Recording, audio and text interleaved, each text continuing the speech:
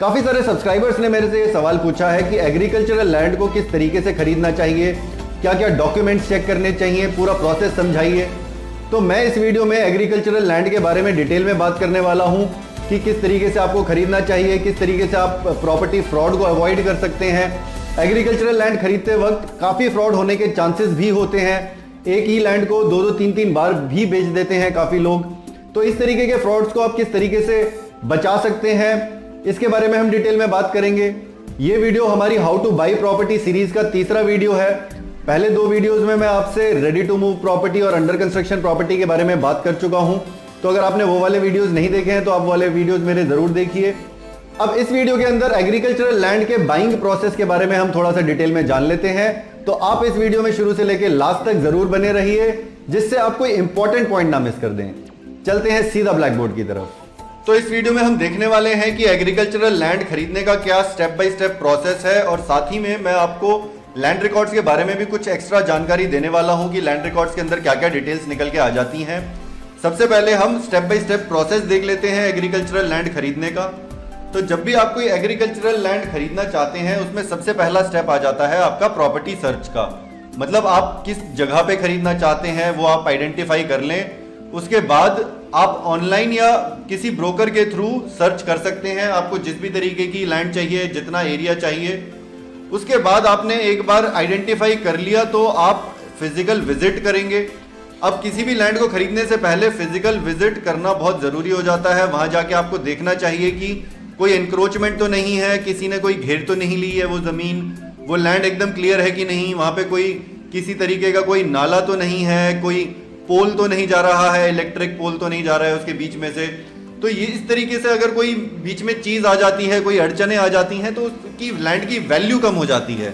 या अगर कोई लैंड ऐसी है जो रोड फेसिंग है तो वो थोड़ी सी प्रीमियम कमांड करती है, उसका थोड़ा सा प्राइस ज़्यादा होता है। तो ये फिजिकल विजिट करने के बाद ही आपको मालूम पड़ेगा कि किस तरीके की वो लैंड है एग्जैक्टली। उसके बाद आपने एक बार आइडेंटिफाई कर ली कि मेरे को ये लैंड खरीदनी है। उसके बाद आप क्या करेंगे, उसका बैकग्राउंड चेक करेंगे, पूरा ड्यू डिलिजेंस प्रोसेस करेंगे और उसका डॉक्यूमेंट वेरिफिकेशन करेंगे। अब इसके अंदर क्या क्या स्टेप होते हैं। सबसे पहले आप देखेंगे कि टाइटल डॉक्यूमेंट उसका क्या कहता है कि जो सेलर आपको सेल कर रहा है वो जेन्युइन ओनर है भी कि नहीं। तो वो किस तरीके से उस प्रॉपर्टी का ओनर है, टाइटल डॉक्यूमेंट होगा उसके पास कोई ना कोई एक, या तो कोई सेल डीड होगी उसके पास, या फिर कोई गिफ्ट डीड होगी। अगर मान लीजिए कोई रिलेटिव अपने किसी दूसरे रिलेटिव को गिफ्ट करता है, या फिर कोई विल या वसीहत होगी जिसके थ्रू ट्रांसफर हुई है वो प्रॉपर्टी किसी के नाम पे, या हो सकता है कोई लीगल हेयर के नाम पे वो प्रॉपर्टी ट्रांसफर हुई है, उसकी कोई ट्रांसफर डीड हो सकती है। लीगल हेयर का मतलब जो कानूनी तौर पर उसका उत्तराधिकारी होता है, तो मरने के बाद उनके नाम पे वो प्रॉपर्टी ट्रांसफर हो जाती है। उसके बाद आपको लैंड रिकॉर्ड्स चेक करने बहुत ज़रूरी हैं। लैंड रिकॉर्ड्स मतलब हर स्टेट में अलग नाम से जाने जाते हैं। नॉर्थ के स्टेट्स में इनको जमाबंदी, फर्द, खाता खतौनी या खतियान इस तरीके के नामों से जाना जाता है। साउथ के स्टेट्स में आरओआर के नाम से, अडंगल, पहानी इस तरीके के नामों से जाना जाता है। तो लैंड रिकॉर्ड्स आज की डेट में सारे ऑनलाइन अवेलेबल हैं और इसके बारे में मैं काफ़ी डिटेल्ड वीडियोस बना चुका हूं। तो आप अपने हर स्टेट में देख सकते हैं कि किस तरीके से आप ये लैंड रिकॉर्ड्स चेक कर सकते हैं। ये पब्लिक रिकॉर्ड्स होते हैं, इसके अंदर आपको एग्जैक्टली मिल जाता है कि वो किसके नाम पे ज़मीन है, उसका एग्जैक्ट मालिक कौन है, उसका कितना एरिया है, ये भी आपको उससे पता चल जाता है। किस तरीके की वो लैंड है, वो एग्रीकल्चरल लैंड है भी कि नहीं है, कहीं कोई आपको ग्राम पंचायत की लैंड तो नहीं बेचना चाह रहा है, या फिर आपके साथ कोई धोखा तो नहीं कर रहा है, कोई रास्ते की ज़मीन तो नहीं बेच रहा है आपको। तो ये सारी चीज़ें आपको लैंड रिकॉर्ड से मालूम पड़ जाती हैं, और साथ में ये भी पता चल जाता है उसके ऊपर कोई इनकम्बरेंसेस तो नहीं है।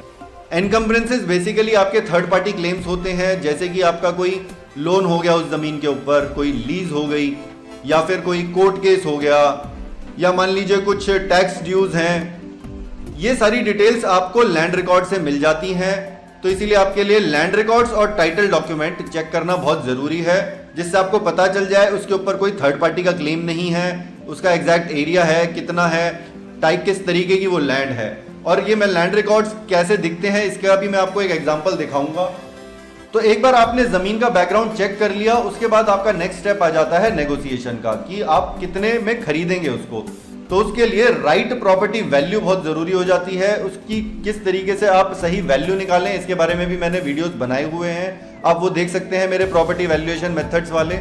तो एक बार आपने प्रॉपर्टी की सही वैल्यू लगा ली और आपने सेलर के साथ नेगोशिएट करके एक फाइनल सेल प्राइस पे अगर आप आ जाते हैं नेगोशिएट करके, उसके बाद आपका नेक्स्ट स्टेप होता है कि आपको एडवांस देना होता है। जनरली 10% का एडवांस दिया जाता है, कोई हार्ड एंड फास्ट रूल नहीं है ये, लेकिन जनरली जो मार्केट प्रैक्टिस है वो 10% एडवांस दिया जाता है, जितनी भी आपने प्रॉपर्टी वैल्यू अग्री करी है उसका 10%। उसके बाद आपका नेक्स्ट स्टेप आ जाता है अग्रीमेंट फॉर सेल का। इसके अंदर सारी टर्म्स एंड कंडीशंस लिखी जाती हैं सेल की।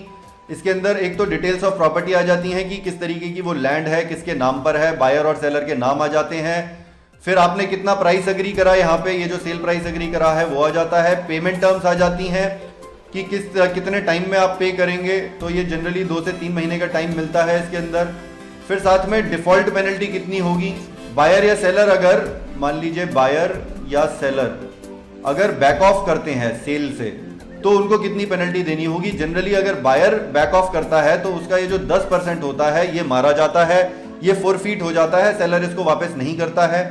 और अगर सेलर डिफॉल्ट करता है तो उस केस में सेलर को डबल पैसा वापस करना होता है। तो ये जो 10% है ये तो वापस करना ही होगा बायर को, और साथ में एक्स्ट्रा 10% भी पे करना होगा एज अ डिफॉल्ट पेनल्टी। तो ये भी कोई हार्ड एंड फास्ट रूल नहीं है, अगर इसको चेंज करना चाहें बायर या सेलर ये भी चेंज कर सकते हैं म्यूचुअली जो भी अग्री करें, बट जनरली लोग मार्केट प्रैक्टिस को फॉलो करते हैं। उसके बाद पेमेंट, आपका पेमेंट होती है, इसके बारे में मैंने आपसे बात कर ली है कि 2 से 3 महीने का आपको टाइम मिलता है। आप 2 से 3 महीने में एज अ बायर उसकी कंप्लीट पेमेंट करते हैं। कंप्लीट पेमेंट होने के बाद उसकी सेल डीड होती है। सेल डीड को रजिस्टर कराना जरूरी होता है, ये सब रजिस्ट्रार ऑफिस के अंदर रजिस्टर होती है, और रजिस्टर कराने के लिए आपको स्टैंप ड्यूटी और रजिस्ट्रेशन चार्जेस पे करने होते हैं गवर्नमेंट को, और ये 4 से 10% ऑफ प्रॉपर्टी वैल्यू जितनी आपने यहाँ पे एग्री करी है उसका 4 से 10% आपको पे करना होता है। अलग अलग स्टेट में ये अलग अलग होता है, तो आपको अपने स्टेट में ये पता करना होगा कि कितना होता है। कुछ स्टेट्स में ये 4 या 5% होता है। फीमेल्स के लिए जनरली 1% का रिबेट मिलता है, 2% का रिबेट मिलता है सॉरी फीमेल्स को, और जॉइंट प्रॉपर्टी होती है तो 1% का रिबेट हो जाता है जनरली काफी स्टेट्स में, जरूरी नहीं है ऐसा। और कुछ स्टेट्स के अंदर ये स्टैंप ड्यूटी और रजिस्ट्रेशन चार्ज ज्यादा भी हो जाते हैं, 8, 9, 10% तक चले जाते हैं। तो सेल डीड रजिस्टर कराने के बाद ओनरशिप ट्रांसफर हो जाती है आपकी। यहां मैंने लिखा है फाइनल ओनरशिप डॉक्यूमेंट, लेकिन एग्रीकल्चरल लैंड के केस में आपको सेल डीड कराने के बाद म्यूटेशन करानी भी जरूरी होती है। तो म्यूटेशन कराने के बाद जो आपके लैंड रिकॉर्ड्स होते हैं उसके अंदर आपको नाम चेंज कराना होता है, वो आपका फाइनल ट्रांसफर हो जाता है। और यहाँ पे ये बहुत इंपॉर्टेंट होता है म्यूटेशन कराना, इसके बारे में मैं ओवर एम्फसाइज नहीं कर सकता इसको। इसके बारे में मैंने इनफैक्ट एक डिटेल्ड वीडियो भी बनाया था। कई बार धोखा हो जाता है बहुत लोगों के साथ, अगर वो म्यूटेशन नहीं कराते हैं तो जितने भी पब्लिक रिकॉर्ड्स हैं उसके अंदर वो जो करंट सेलर है जिसने आपको जमीन बेची है वो ही असली मालिक दिखाया जाएगा। तो इसके क्या क्या नुकसान है अगर आप म्यूटेशन नहीं कराते हैं, तो उसके बारे में मैंने काफी डिटेल्ड वीडियो बनाया है, आप वो वाला देख सकते हैं मेरा वीडियो।